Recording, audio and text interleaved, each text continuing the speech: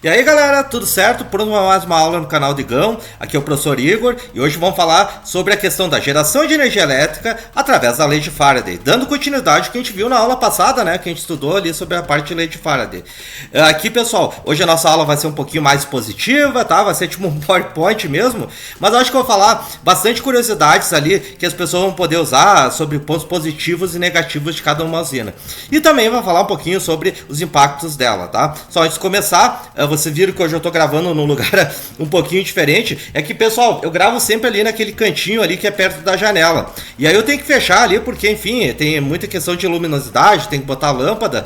E hoje tá bem abafado, viu? Aqui em Caxias tá bem quente, tá? Então não dá pra gravar ali. Mas acho que não vai ter problema, né? Eu acho que aqui é bem tranquilo pra gravar, tá? Eu acho que, inclusive, a gente vai falar sobre essa questão de poluição e essa questão também da temperatura tem a ver com o aquecimento global. Então, sem enrolar muito, pessoal, vamos para nossa super aula hoje, que é sobre geração de energia usando a lei de Faraday. É nóis, galera!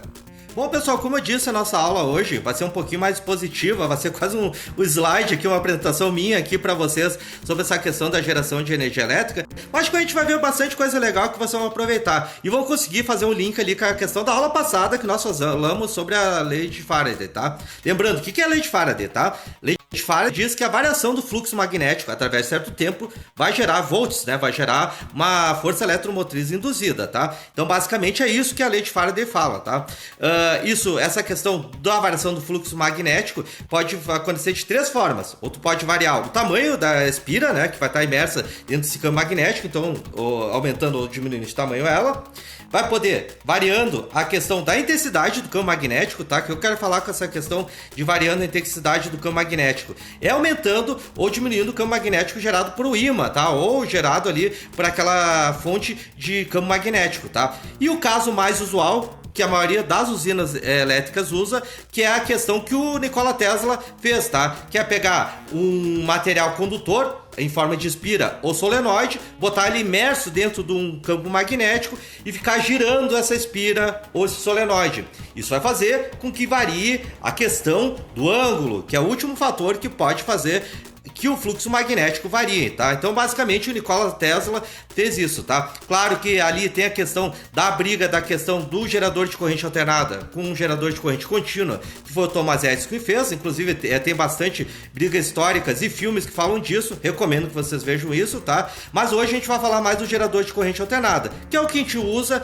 e o que faz chegar a energia elétrica na nossa casa. Antes disso, pessoal, eu só quero mostrar basicamente ali através de uma simulação como é que funciona essa questão da turbina, a questão do giro ali da espira e essa questão dele ficar dentro ou imerso dentro de um campo magnético, tá? Acho que essa simulação vai ajudar bastante a gente visualizar isso, tá bom? Pessoal, aqui essa simulação aqui é do site é bom, né? Nossa, falei tudo errado. Do site aqui do Walter Fendt, tá? Eu normalmente uso do FET, né? Mas hoje eu não encontrei uma simulação do FET ali que eu mostro direitinho ali o que a gente quer, mas essa aqui é legal. Vocês viram ali o que tá acontecendo, tá? Esse negócio grande, verde ali, vermelho, é um ímã, tá? Então ele está gerando campo magnético, vai fazer aquela espira quadradinha que fica girando ali, ficar imersa. Então é isso que tá gerando campo magnético. Bom, vocês viram o que tá acontecendo? Aquele movimento ali giratório ali da espira quadrada vai fazendo com que ele altere o ângulo, então vai de 90 para 0, vai fazendo com que toda essa questão dos ângulos ali seja alterada por esse movimento movimento rotacional ali dentro do questão do campo magnético, né, imerso ali do ímã, né? Bom, isso basicamente é o que todas as usinas ali elétricas, ou a grande maioria, né? A gente vai ver que não é todas, tá? Mas a grande maioria usa, tá? Ele vai pegar um campo magnético forte, vai botar uma espira ou um solenoide ali imerso dentro daquilo, tá? Esse espira e solenoide é feito um material condutor e vai fazer que essa espira e esse solenoide fique girando, tá? Através ali de uma questão de uma turbina, tá? Então a turbina da usina que vai fazer essa espira girar dentro do campo magnético. Esse fluxo magnético, através de certo tempo, vai gerar uma DDP que vai entrar dentro da casa de vocês. Então, basicamente, esse é o funcionamento de um gerador de corrente alternada. Beleza, galera? Agora vamos ver ali, continuar nossa aula falando um pouquinho sobre as usinas elétricas, tá bom? Bom, pessoal, acho que a gente viu com a simulação, a gente entendeu direitinho ali como é que a gente vai ver a questão de como é que funciona essa questão da turbina. Vocês vão ver que vai ser bem similar de uma usina para outra, tá? Mas acho que aquela simulação ajudou bastante ali a gente visualizar isso, tá? Eu só acho que antes de falar isso, a gente tem que falar da importância da energia elétrica ter chegado nas casas, né? Isso modificou muito a questão da vida do ser humano e hoje em dia é um fator fundamental, tá? A gente não pode ficar sem energia elétrica, pessoal. Tem a questão ali dos hospitais que dependem da energia elétrica, questão das indústrias que dependem da energia elétrica, tem coisas que nem armazenamento de alimentos, tá? Se a gente ficar sem energia elétrica, nossa geladeira não vai funcionar, vai estragar os freezers ali dos mercados, então vai estragar toda uma questão de alimentos que a gente conserva, também serviços fundamentais como a questão da iluminação pública, tá? E quando eu falo da questão da iluminação pública, não tô falando nem questão de assalto, não tô nem querendo falar isso, é questão mesmo de perigo, né? Se tu tiver um lugar totalmente escuro, não tiver iluminação pública, tu pode cair num buraco, aí se machucar, torcer teu pé, tu pode ser atacado por um bicho que tu não vê durante a noite, tá? Então, essa questão da energia elétrica é fundamental para nossa vida. E claro, tá? Para coisas também do nosso lazer, né? Ler um livro de noite, tá? A gente precisa da energia elétrica, a gente quer sair para comer alguma coisa, sair para dançar um pouquinho, claro que a gente tem que ter essa questão da pandemia, né? Sempre com segurança, tá? Mas eu acho que a gente gosta de ir num lugarzinho ali para dançar, para ouvir uma musiquinha. Então essa questão da eletricidade hoje em dia é fundamental. A gente vai falar bastante da questão da poluição gerada pela eletricidade, questões aí também de mudança de ambiente, mas a gente não pode, assim, pessoal, querer voltar pro tempo das cavernas, né? E não é porque a gente tem algumas coisas que não são legais na geração de energia elétrica que a gente precisa abandonar esse tipo de prática. Não, a gente precisa aprimorar e cada vez mais diminuir a questão da poluição e também dos impactos na sociedade e no meio ambiente, tá? Agora vamos ver, então, essas usinas elétricas, tá bom? Bom, agora eu vou falar mesmo das usinas elétricas, né, como elas funcionam e os pontos positivos e negativos de cada uma delas, tá? Antes de começar, eu só quero falar uma coisa, tá? O pessoal usa muito o termo hoje em dia, não estou dizendo que é correto, tá? Mas eles usam muito os dois termos, a geração de energia limpa e de fontes renováveis, tá? Esses termos são válidos, tá? Eu não sou formado em biologia, geografia, minha formação é de física, tá? Então, talvez o termo mais correto seja esse mesmo, tá? Não tenho problema nenhum com isso, tá? Mas eu não vou evitar usar esses termos, tá? Porque eu acho que cada uma das usinas a gente vai ver, ela tem um impactozinho no meio ambiente, na sociedade, polui um pouco menos, um pouquinho mais, e mesmo essa questão de fontes renováveis é muito discutível, tá? Uma vez tu represa ali por exemplo, na usina hidrelétrica, tá? Tu represa ali uma quantidade de água, tu tá alterando o curso da água, tu tá alterando inclusive ali as questões de como as chuvas podem acontecer, então tem todo um fator ambiental que pode mudar. Então a gente não pode afirmar com 100% de certeza que aquela fonte é renovável, talvez seja nesse momento, mas aí depois pode ter uma escassez de água, ter uma mudança de ambiente ali que muda toda a questão do ambiente já não ter mais chuvas. Então eu acho que eu vou evitar um pouquinho esses termos renováveis e fonte limpa, porque eu não tenho certeza de usar esses termos de uma maneira correta, tá? Então eu vou falar mais de pontos positivos e negativos de cada uma dessas usinas, tá? Então vamos lá, pessoal, começando logo aí os nossos tipos de usinas elétricas. Bom, pessoal, começando aqui, eu não podia começar de uma maneira diferente, né? A gente falar aqui da usina hidrelétrica, né? Que é o que mais a gente tem no Brasil, né? A gente usa bastante aqui da usina hidrelétrica. Isso devido ao nosso relevo, tá? Inclusive eu falo ali no slide que essa questão do relevo é importante, tá? Tem bastante planalto aí, a usina e rio, né? Evidente, né? A gente tem que ter bastante rio. E nós aqui no Brasil temos dois, né? Temos bastante morro e bastante rio. Então a usina hidrelétrica é uma ótima alternativa, tá? Então a gente está corretamente ali usando a usina hidrelétrica. Mas isso quer dizer que ela não dá problemas? Dá problema sim, tá? Um dos principais problemas aí da usina hidrelétrica é a questão de quando tu constrói ela, tu mexe com todo ali o bioma, tu mexe todo com a flora é bom, né?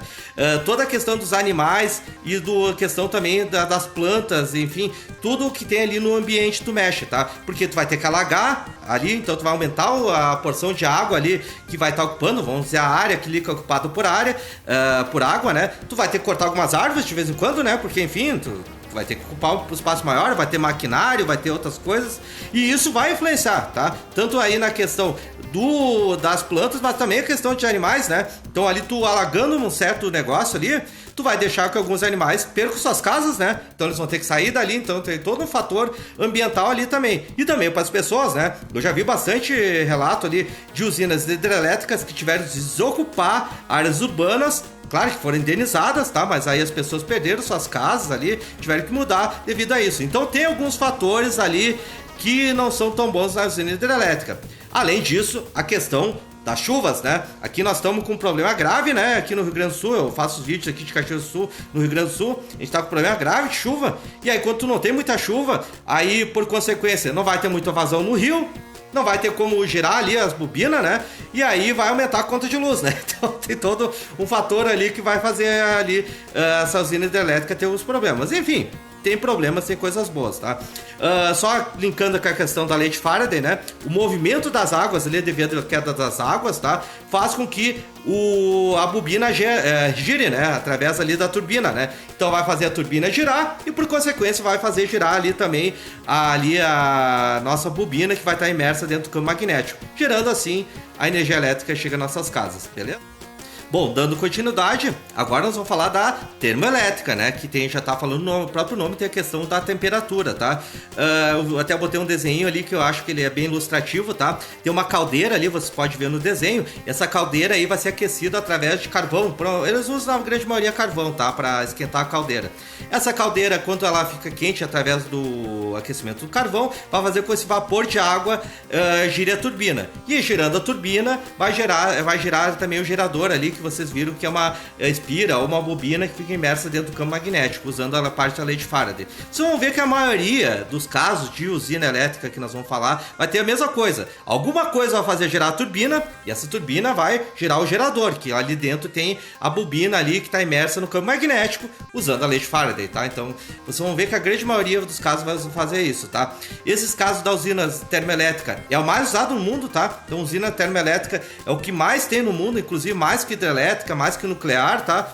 Ela tem uma questão boa, que é quando tem aqui, por exemplo, no Brasil, problema aqui de ciclos de chuva baixa ou de seca, tu pode ligar a usina termoelétrica que ela vai funcionar bem, né? O único problema, e é um problema bem grande, inclusive, né? É a geração de CO2, né? Geração de poluição ali, que aumenta o efeito estufa e, por consequência, vai desencadear no aquecimento global, tá, pessoal? Efeito estufa não é ruim, tá? Inclusive, eu vou falar aqui, ó. Vocês aprenderam no segundo ano, né? Efeito estufa é fundamental para a vida na Terra, porque senão chegaria de noite, quando a gente não tem aquecimento do Sol ali, quando o Sol não está emitindo as ondas eletromagnéticas, nós íamos morrer congelado. O efeito estufa segura um pouco daquela temperatura do dia para que a gente fique mais aquecido durante a noite. Um pouco de efeito estufa é bom, muito efeito estufa que é ruim. Essa frase aí não foi eu que falei, tá? Eu parafraseei o Carl Sagan, tá? Na série Cosmos, tá? Inclusive assistam ele, eu sempre recomendo, tá? Então ali, o problema da usina termoelétrica é a questão da poluição gerada principalmente ali por causa do carvão, tá? Então eu acho que todas as usinas que a gente tem que mais controlar tá ligando menos é a usina termoelétrica, que tá gerando bastante problema de poluição, tá bom? Bom, dando continuidade, eu aqui quase cozinhando, né? Essa temperatura aqui, eu tô sem ventilador, que senão também faz muito barulho para gravação, tá? Vou falar um pouquinho da usina nuclear, tá? Usina nuclear aqui, ela funciona bem parecido com a termoelétrica, tá? Ela é bem parecido mesmo. Só que ao invés ali de tu usar o carvão para esquentar o vapor que vai gerar a turbina, tu vai usar o reator nuclear, que vai esquentar a água, vai gerar o vapor e vai gerar a turbina. E por consequência vai gerar ali a bobina que está imersa no campo magnético, usando a lei de Faraday, tá? Eu tô falando bastante isso, mas só para vocês usarem o link ali da questão da lei de Faraday com a geração de energia elétrica. A usina nuclear, ela é bem polêmica, né? O pessoal tem muito a questão de preconceito ali com o uso de materiais nucleares, tá? É um problema grave, tá? Se tu não trata, porque vai ficar por muito tempo radioativo o lugar. Ali o exemplo clássico é a usina de Fukushima e a usina também ali de Chernobyl, né? Que a gente tem o exemplo ali clássico do problema do desastre nuclear, mas não tem só pontos negativos, tá? A usina nuclear, inclusive, eu acho que tem bastante ponto positivo, tá? Ela ocupa um espaço relativamente pequeno, tá? Claro que aqui tem que evitar, né, construir uma usina nuclear numa cidade, porque se precisar evacuar uma cidade grande ali muito rápido, é difícil, tá? Mas como ela tem um espaço compacto, tu não precisa ali tá botando num lugar que tu vai ter que se matar muito, que tu vai ter que, enfim, vai ter que ter todo esse problema ambiental. Vai ter um pouquinho, mas não muito, tá? Mas aí, claro, também tem que cuidar também para botar numa cidade que não seja fácil de tu evacuar. Mas eu acho que tu dando um bom tratamento pro lixo radioativo e também tendo esses cuidados aí, não tem um lugar de terremoto, tu pode ter uma usina nuclear. Inclusive o Brasil tem 3 usinas nucleares, tá? Angra 1, Angra 2 e Angra 3, tá? Então a gente tem usina nuclear no Brasil, tá? Então eu acho que se tu der o cuidado devido, tu pode usar ela, inclusive ela é bem usada no mundo inteiro. Claro, sempre cuidando para essas questões dos desastres nucleares, tá bom? Bom, pessoal, para finalizar então aqui a minha apresentação ali, que eu falei um pouquinho sobre as usinas que geram energia elétrica que chega na nossa casa, falar um pouquinho da usina eólica, né, que eu acho que é a última ali que eu... Claro, tem outros tipos de usinas, tá, que tá sendo desenvolvido. Eu acho que esse espaço de geração de energia elétrica é um espaço que tem que ser trabalhado e tem que ter inovações toda hora, tá? Mas as que usam a lei de Faraday, isso quer dizer o quê? Aquele esquema de tu gerar ali a turbina, e a turbina gerar a espira que está imersa no campo magnético. A usina eólica é a última, que é a clássica, tá? Ela tem muitos pontos positivos, tá? Inclusive o pessoal fala bastante como uma alternativa bem viável ali para evitar a questão de poluições, desastres ambientais, questão de desastre nuclear. Então o pessoal fala bastante dessa questão do uso da usina eólica, que eu acho que é bem legal, tá? Eu acho que é bem positivo, mas ela também tem alguns pontinhos negativos, tá? Um ponto negativo, o pessoal fala ali que tem bastante ruído, bastante barulho para quem é da vizinhança, quem mora perto, tá? Tanto que eles botam os lugares mais afastados, tá? Essa questão da usina eólica, tá? E também ali eles falam bastante da questão ali dos pássaros, né? Porque é uma estrutura bem grande e ela fica girando toda hora. Então pode dar bastante problema ali com a rota de alguns pássaros, que pode ter que desviar e pode até causar acidentes, né, com os pássaros. Então tem que cuidar também essa questão ali. Além de, claro, né, ocupar bastante espaço ali físico, né? Que tu vai ter que ter bastante catavento ali para estar fazendo esse processo, tá? Mas assim, de maneira geral, ela usa da questão dos ventos, tá? Ah, eu esqueci de te falar, tem mais uma questão. Os ventos também são sazonais, né? Tem dias um pouquinho que tem um pouquinho mais de vento, tem dia que tem um pouquinho menos de vento, né? Então isso também pode gerar ali algum probleminha na geração de energia ali através da energia ali gerada com os ventos, tá? Então, mas assim, eu acho que talvez seja uma das que mais tem pontos positivos, né? Gera muito pouca poluição, a questão ali do lugar ali, só pegando um lugar que tem bastante vento, tu pode construir, tá? Então acho que tem bastante pontos positivos, né? A questão ambiental ali, apesar dos pássaros, apesar da estrutura, ela também não impacta tanto na questão da natureza, tá? Então acho que tem bastante coisa positiva na energia eólica, tá? Então só para encerrar aí a nossa apresentação sobre as principais usinas aí de geração de energia elétrica usando a lei de Faraday, né? É isso aí, galera, mais uma videoaula pro canal do Igão. Pessoal, só antes de finalizar o nosso vídeo, vocês viram que eu não falei sobre a questão da energia fotovoltaica, né? Que é aquela questão lá de usando a energia do sol, tá? Eu não falei ela porque ela não usa da lei de Faraday, tá? Mas quem sabe mais além, se vocês quiserem, eu posso fazer um videozinho falando só sobre essa questão de energia usando placas solares, tá? Eu posso fazer um vídeo além disso, tá? Só encerrando, vocês viram ali que todas essas usinas têm coisas positivas e negativas, tá? E a gente tem que se preocupar principalmente com a questão da poluição, tá? Essa questão do aquecimento global é uma realidade, ela tá aí e todo mundo tem um pouquinho de culpa, inclusive eu, tá? Então quando eu pego o meu carro aqui para ir no mercado, que eu posso ir ali a pezinho, na verdade eu estou emitindo CO2 e estou ajudando na poluição. Então eu acho que todo mundo tem culpa e eu acho que todo mundo tem que se conscientizar e tentar melhorar um pouquinho, andar um pouquinho mais de bicicleta, a pé, tentar fazer a sua parte. Evidente, pessoal, a poluição é gerada na grande proporcionalidade pelas indústrias, mas se cada um não começar a fazer a sua parte, a gente não vai melhorar. Se inscreva no canal do Igão, pessoal, curta todas as nossas videoaulas, inclusive na aula passada eu disse que tinha 37 videoaulas, nós temos 40, né, está chegando agora, mas não tem problema também errar, né, pessoal? Porque eu vi ali um cara ali que fez um vídeo ali, o cara tem 1 milhão de visualização e o cara também errou alguma coisa falando. Então, na verdade, não tem problema, né? Acho que a gente só tem que admitir nossos erros. E se você viu que tinha uma coisinha ou outra ali que eu me passei nas horas das explicações ou no slide, pode falar ali no bate-papo do YouTube, tá? Acho que qualquer boa ideia aí é bem-vinda. No mais, era isso, galera. Até a próxima videoaula e é nóis!